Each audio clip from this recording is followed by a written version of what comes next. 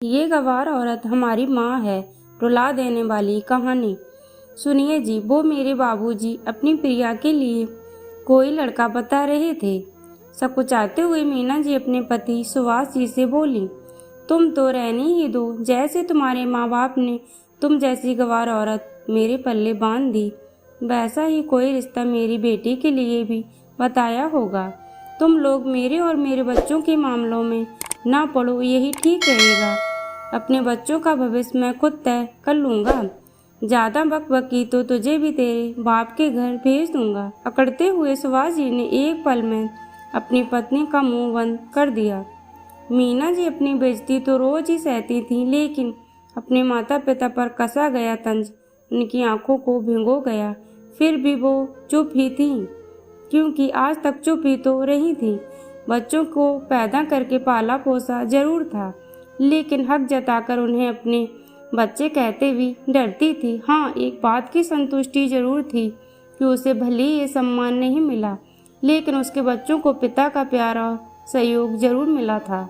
मीना जी एक सीधी सादी सी अनपढ़ महिला जो थी, जिसे किस्मत से पढ़ा लिखा अच्छा कमाने वाला पति मिल गया था। अब ये मीना की किस्मत थी या बदकिस्मती, ये तो सिर्फ मीना ही जानती थी। सुभाष जी की बड़ी बेटी प्रिया डॉक्टर की पढ़ाई कर रही थी। जल्दी उसकी नौकरी भी लगने वाली थी, जिसके लिए वो कड़ी मेहनत कर रही थी।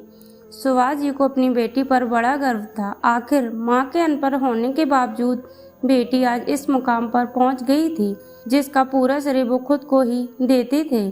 जब भी सुभाष जी उससे शादी की बात करते, वो टाल देती। हमेशा कहती, पहले मुझे आत्मनिर्भर बनना है।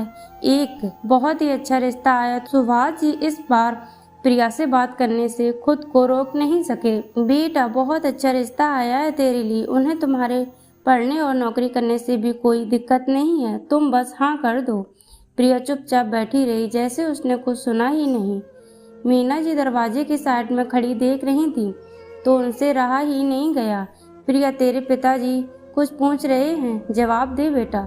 सुभाष जी फिर चिल्लाए, तुझसे कहा ना तो चुप ही रहा कर, मैं बात कर रहा हूँ ना।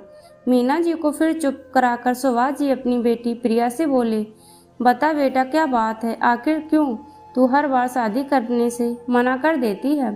पापा, मुझे अभी शादी नहीं करनी, पहले मैं खुद का घर बनाऊंगी। प्रिया बोली, खुद का घर? अरे बेटा, तुझे किस चीज़ की कमी है? तुझे तो मेरे ऐसे घर में दूंगा जहाँ तू रानी बनकर रहेगी। सुभाष जी बोले, पापा, नाना जी ने भी माँ को अच्छा घर और बर देकर ही उसकी शादी आपसे की थी ना, लेकिन क्या माँ को कभी इस घर में सम्मान मिला? मैं पहले अपना घर बनाऊंगी, ताकि कोई मुझे ये ना कह सके कि तुझे तेरे बाप के घर भेज दूंगा। प्रिया ने नजरें मिलाते हुए अपने पिता से कहा। प्रिया के बात सुनकर अचकचाते हुए सुभाष जी बोले, तुम अपनी बराबरी इस जाहिल गवार औरत से कर रही हो, जिसे ना बोलने का पता है ना उठने बैठने का। पापा, जिसे आप गंवार औरत कहते हैं ना, वो हमारी माँ है। उसी ने हमें पाल पोस कर इस लायक बनाया है। सच बताइए पापा, मुझ में और माँ में क्या अंतर है? यही ना कि वो अनपढ़ है और मैं पढ़ी लिखी।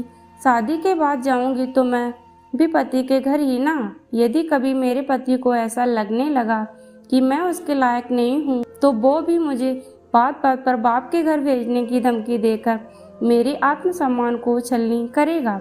नहीं पापा, ये मैं नहीं होने दूंगी। मैं माँ जैसी नहीं बनना चाहती। आज प्रिया की आवाज़ में अलग ही रोष था, जिसने सुभाष जी का मुंह बंद कर दिया था। मीना जी की आंखों से आंसू निकल आए, लेकिन उनके अंदर का आत्मविश्वास आज जाग चुका था। बेटी के रूप में आज उन्हें अपनी खोई हुई आवाज़ मिल गई थी, जो एक पत्नी एक माँ सम्मान के लिए उठी थी। दोस्तों, ऐसी कहानियाँ सुनने के लिए चैनल को सब्सक्राइब करें, वीडियो को लाइक करें।